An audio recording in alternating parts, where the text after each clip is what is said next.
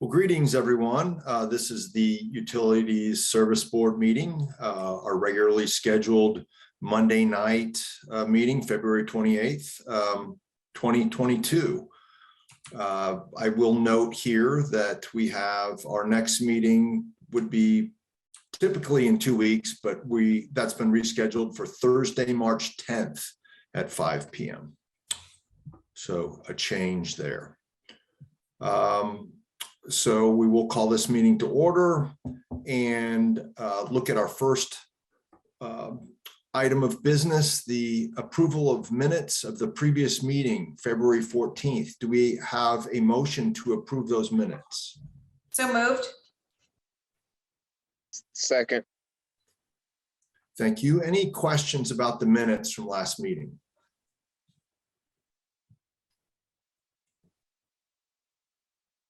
Okay, Latrina, please call the vote.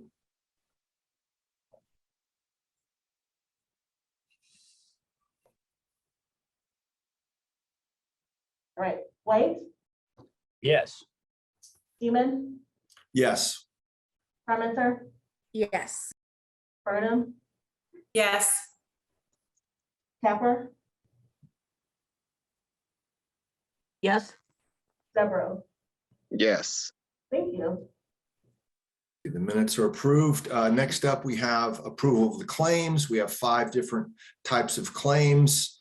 The first being our accounts payable, our regular set of claims totaling this 2-week period for $1,138,389.99. Do we have a motion to approve the claims? So moved. Second. Any questions about the claims this week? Amanda. Hi, I had a question on page 3. There's a SPIA student for Utilities Engineering Department. Is there? I just was curious what that was about.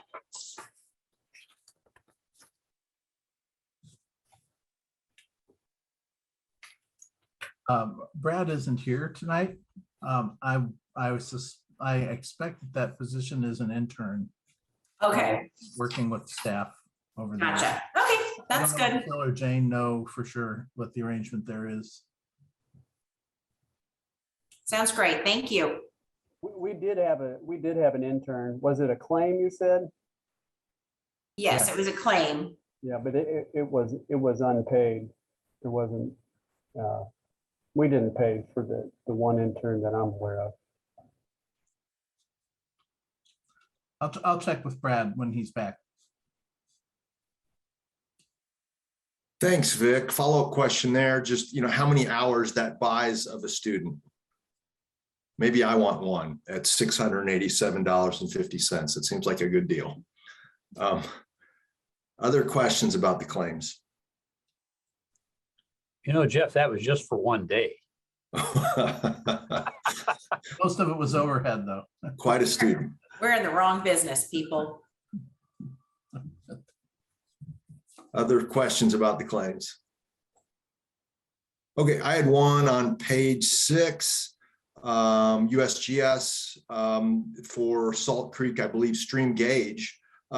Did you mention at the last meeting that there's a community southeast of us that's going to be taking over administration of that gauge, Vic?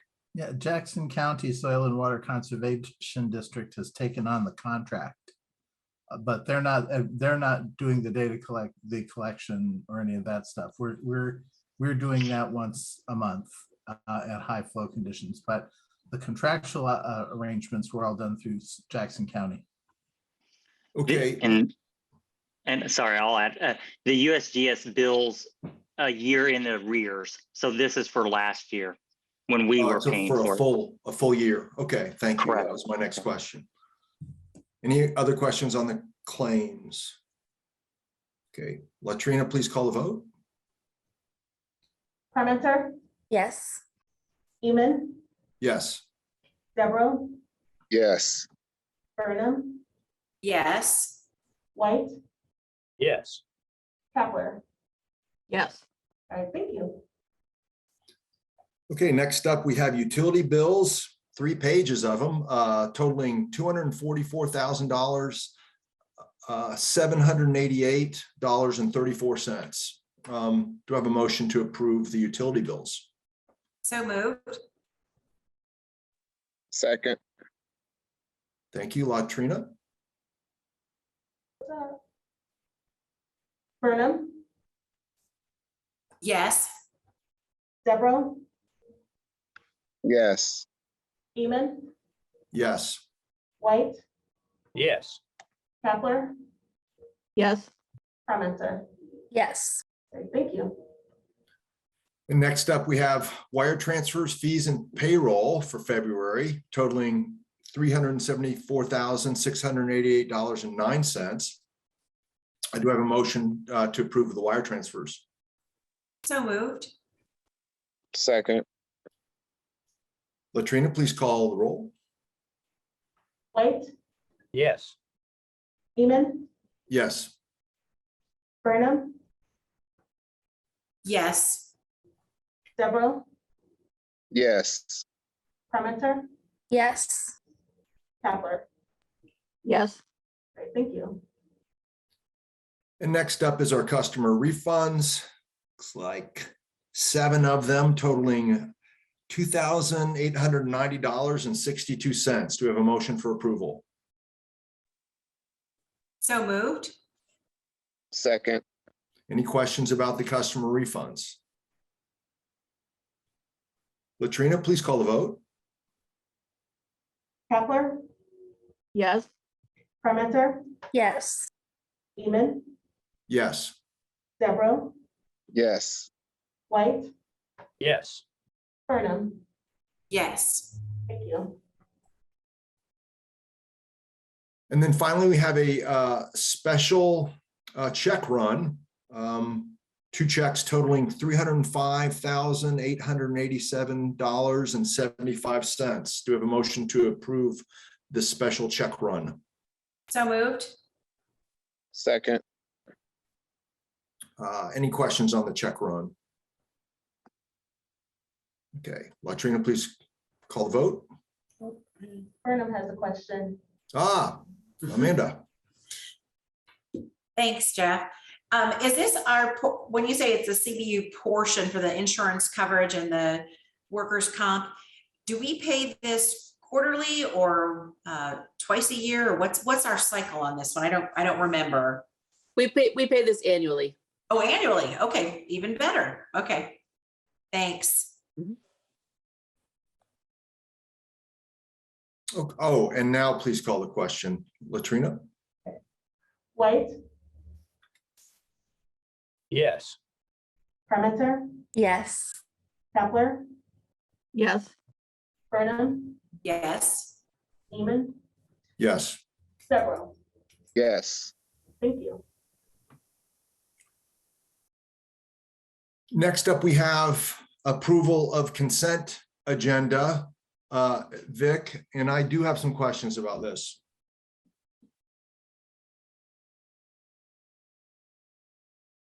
And you're muted. Okay, that turns it into a regular agenda item. So we Okay. go through the regular process. Okay. Hopefully easy questions. In reading the contract, there was 2 things that stood out to me. One, understanding, well, when I read pilot, it kind of raised a flag, and I read about, I was trying to figure out, is the software, is it, are they beta testing their software, or is it established software and it's a pilot for us? And it's a pilot for us. I understand that. And they've been around, 6 years or so. But the contract is like 3 months old. And so they're saying we get, the software at half price for 13 months, but it's really 10 months. And we have to let them know if we want to continue, otherwise they renew automatically at twice that price. So my question would be, my first question is, do we feel we can fully evaluate whether we want to move ahead or not by the end of November? This is James Hall, CBU Environmental. Yes, Mr. Eamon, we do, and we've talked to them about this and extending that contract date out, and we had a discussion about that. And they said if we need to do an amendment to it later on, if we feel we need longer to evaluate, we can do that. There were some questions about liability with Mr. Wheeler and them. That took a long time for the contract to get through, and then there's some discussions with ITS about this is the way that ITS contracts are done, and so that's what took so long. And we've had good communication with the company about extending the trial period, the pilot period, if need be. But we feel like we'll be able to get a good feel for the software in 10 months. Okay. Thank you. And then in that discussion that was documented, it came out, one of the features that was promoted in the contract was the integration of Cityworks and Arcgis. And then in the email, it came out that there's not going to be integration. So I was just wondering, is that not necessary now, given that it was promoted in the proposal that they submitted as part of the contract? I'm not sure what email, if that was in the packet. I'm sorry, I've been on vacation and I didn't see that email, and I'm not sure who those emails were between. Part of the issue with Cityworks is some of the assets are ours and some of them are not ours. And so we were thinking about we would integrate private infrastructure onto there, but that stuff we don't want that stuff to be uploaded onto Cityworks into our asset management stuff. So there's some discussions in there, and I'm sorry, I'm not particularly informed on all this stuff you're talking about in that email that was in the packet, so I apologize. That's okay. I was really just wanted the assurance of knowing that we'd be able to fully evaluate in the period that we have. Yeah, we will. And what we're talking about is, so as we make changes to our stormwater infrastructure, just like Cityworks, it will automatically update into our GIS. So that's kind of what we were talking about there. Those both the Cityworks and this Second Nature software sit on top of Esri. And so there's a way for those to interact with our GIS and kind of automatically update as we do that and get permission from Chuck on certain things on our GIS department. Okay. Yeah, take a look at the email and Okay. I look forward to hearing more about this. I mean, it sounds like a great system. So thank you for answering those questions. Do we have a motion to approve this contract with Second Nature Software for a total of $14,879.70? So moved. Second. Any further questions? Again, thank you. Latrina, please call the vote. Deborah, Yes. Burnham, Yes. Parmenter, I'm sorry. Yes, sorry. That's okay. White, Yes. Tabler, Yes. Seaman. Yes. Thank you. Thank you. Next up, we have a request for approval of an MOU with Domo Development Company, LLC, regarding inflow and infiltration contribution, I&I contribution for the Westgate on Third project. Contribution to CBU totaling $279,000, $819.00. Phil Peden. Yes, thank you. Phil Peden with the engineering department. This is another I&I reduction agreement that we're doing to offset a flow from a new development where we have limited capacity downstream. And if you're not aware of where this address is along West Third, if you're heading out on West Third or State Road 48 toward Ivy Tech, it's just past those churches on the left. There's really one last farm left there, 38-acre property.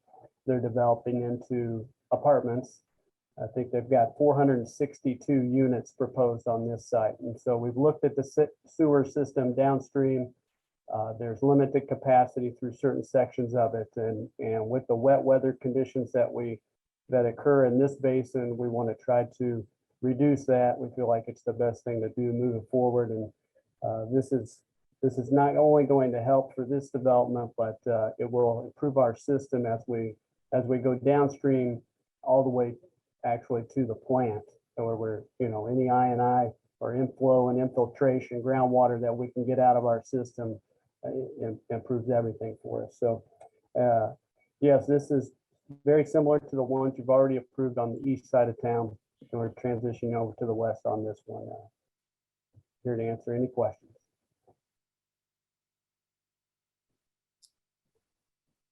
Questions for Phil?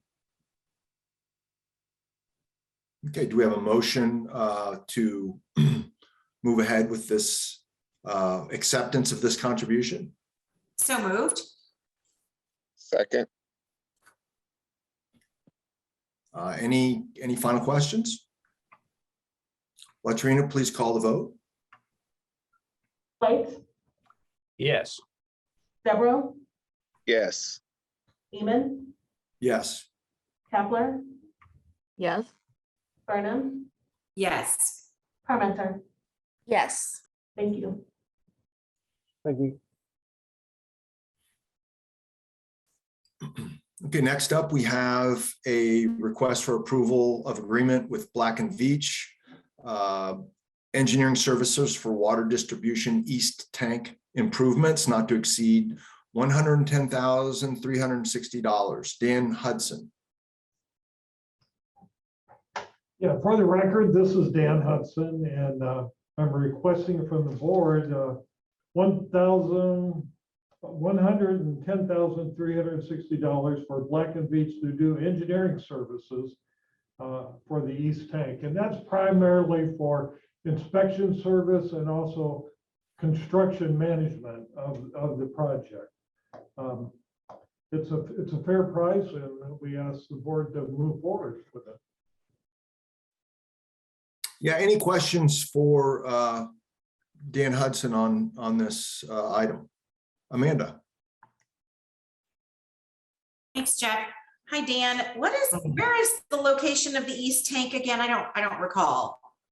Well, I don't have an address. Actually, it's an intersection, but it is on the east side of Bloomington, and it's a large tank. I'm sorry, I don't have an address with me right now, but It's on 446. Okay, South of that's 3rd Street. Yeah. that's where I thought it was, but I just wanted to make sure. Thank you.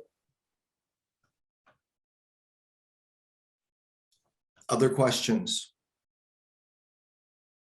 I had one. I was a little bit confused about the relationship between Black and Veatch and the former contract, or maybe existing contract, it seemed, with Lockmuller. And what's the relationship between the two firms, given that Lockmuller's mentioned about addressing comments that come up through peer review? well, Lockmuller did the original design for the job, which is a coating and a moving the ladders and upgrading the ladders to OSHA. And they've stamped the job, and Black and Veatch is going to be they're going to look at the design and make an evaluation if any improvements need to be made. Beyond that, that is all they're going to do. So they're primarily going to be involved in the inspection. And the reason why we chose Black and Veatch for that is because they have specialized skills to do the inspection. You have to be qualified to do the inspection of the tank coating, and they have a person on staff to do that. And so this sentence that says, well, this little bit of the contract here in task 103, a virtual review meeting following submittal of the technical memorandum will be conducted to review and obtain input. Owner, us, will then determine any comments to be incorporated by Lockmuller Group through a separate contract with the owner for the preparation of updated final contract documents. So if there's any revisions that need to take place in the design and then the contract, we do that with Lock Mueller separately. Yeah, Is that we would correct? have to do that because it is stamped. Now, we don't anticipate that because we feel like the design with Lock Mueller is pretty good design, and there may not be any significant changes. And it's up to us to decide if we want to do that anyway. Good. Okay. Any other questions? Do we have a motion for approval? So moved? second, I'll let Trina please call the question, vote. Kepler, Yes. White, Yes. Seaman, Yes. Burnham, Yes. Deborah, yes, Parmenter. Yes. Thank you. Next up, item 7, a bid opening for Dillman Wastewater Treatment Plant Lab Improvements Project. Also Dan Hudson. I've sent out, this is Dan Hudson for the record, and I sent out 4 invitations to bid, and we received 3 back, which is yay, good. And this is for the installation of the atomic absorption machine and the mass spectrometer. And it's primarily for the safety of the individuals in the lab. And so we needed to modify the airflow and so forth through the lab in order to run these machines. So the first one I have to open is HFI.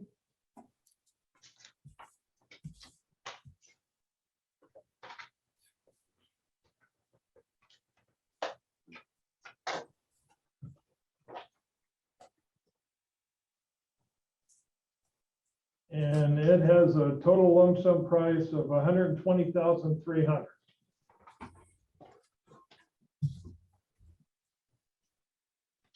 Second one is Electric Plus.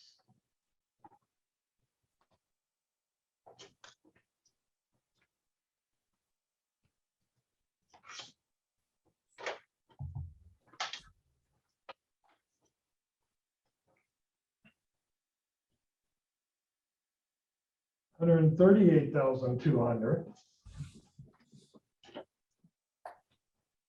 And then Building Associates.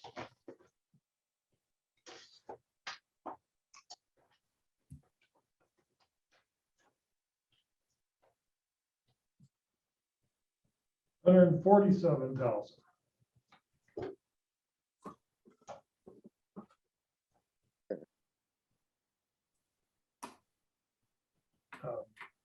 We would like to evaluate these and come back to the board in the next meeting with our recommendations. Sounds good. Do we have any questions right now for Dan about this project or the bids?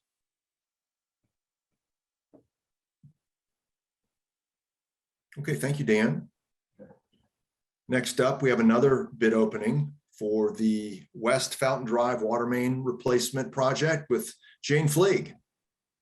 Thank you, Jeff. Jane Fleeg for the record. We do have 3 bids that came in for this West Fountain Drive Water Main Replacement Project. The first one is from E&B Paving.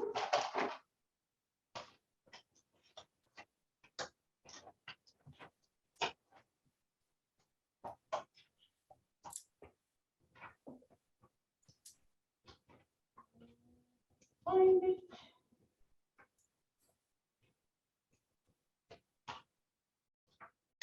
It is a lump sum bid in the amount of $352,000, 0 cents.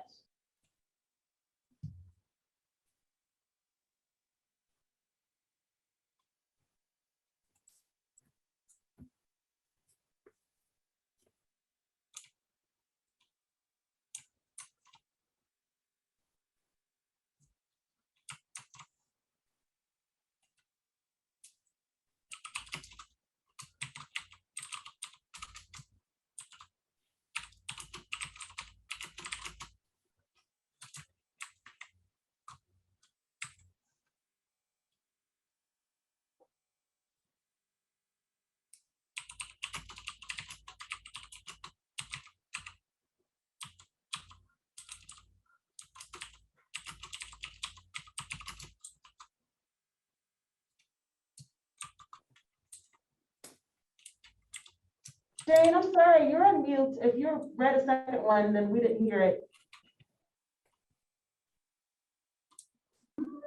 Okay. The second one you did not hear? No, I don't know how that happened. Okay. Second one is from Reed and Sons. And that's in the amount of $312,810.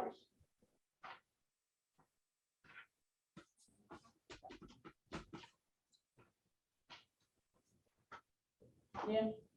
Okay. We're still live. And the next one is from Milestone.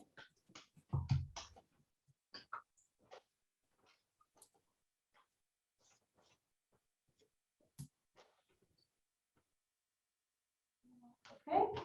Milestone came in at $508,052, 508,052.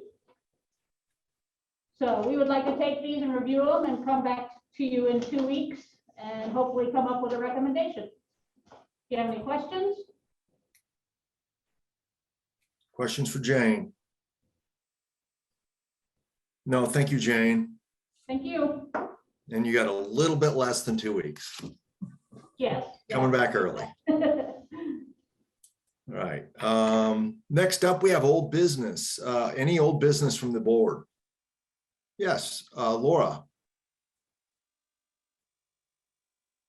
If the board needs to go first, I can wait. Sorry, I got excited and raised my hand. You did get excited. Any old business from the board? Okay. Old business from staff. Hi, Laura Pettit, Assistant Director of Finance.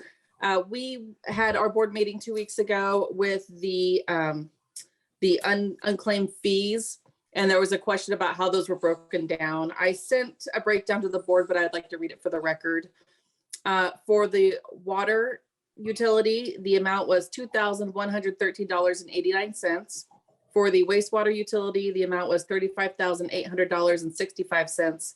And for the stormwater utility, the amount was $1,007.89 for a total of $38,922.43. So that was the breakdown. And I apologize. We'll make sure it's broken down next time. Thank you, Laura. Any other old business from staff? None. New business from the board? New business items. If you have any, let me know and we'll make sure we get them on the agenda. New business from staff? None. Any subcommittee reports? None. Staff reports? Good evening, Vic Kelson, Utilities Director for the record. We have a few personnel items. The first one is Adam Dishman, who is a wastewater operator at Dillman, passed the Class 1 wastewater license exam today, which is great news. So his license is completed. We have one retirement, and that was Angie Grubb Flick, retired just at the, I think it was at the end of February. So congratulations to Angie. And then the last item is Matthew Dunn is a new meter service person in TND, and he started a week or so ago. So those are our personnel changes. Beyond that, we continue to work with information technology services on cybersecurity review and planning. We are actually working with an outside vendor to help us formulate a detailed cybersecurity plan. That effort has been ongoing for quite a while, but it's, as you can imagine, there's a lot of small pieces to dig through on all of that. So, but we are continuing to work on that. And I know people are concerned about it because I've received a couple of emails from board members who are asking about it.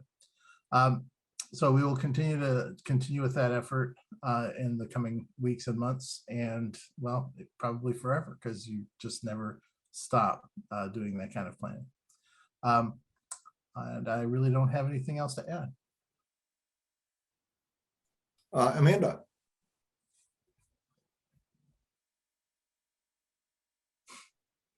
Vic, what's what's the plan, or are we still waiting to find out when we will be meeting again in person?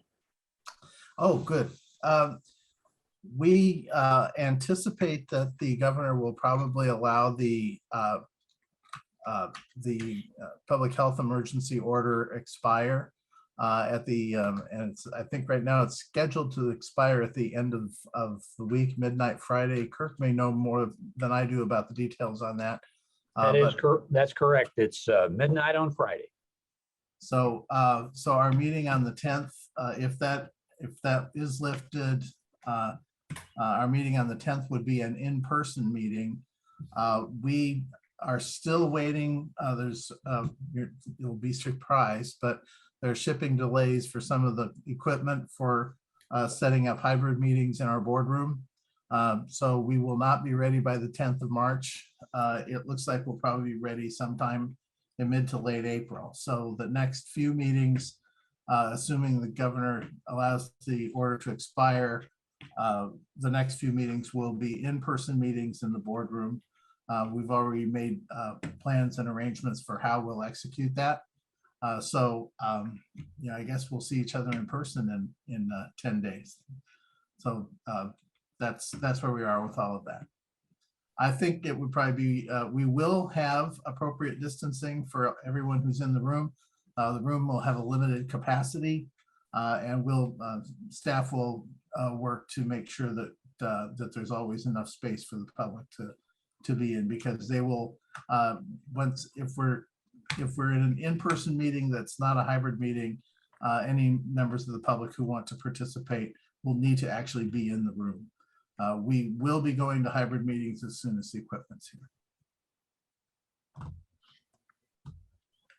Thank you, Vic. Is there another question? I don't think so.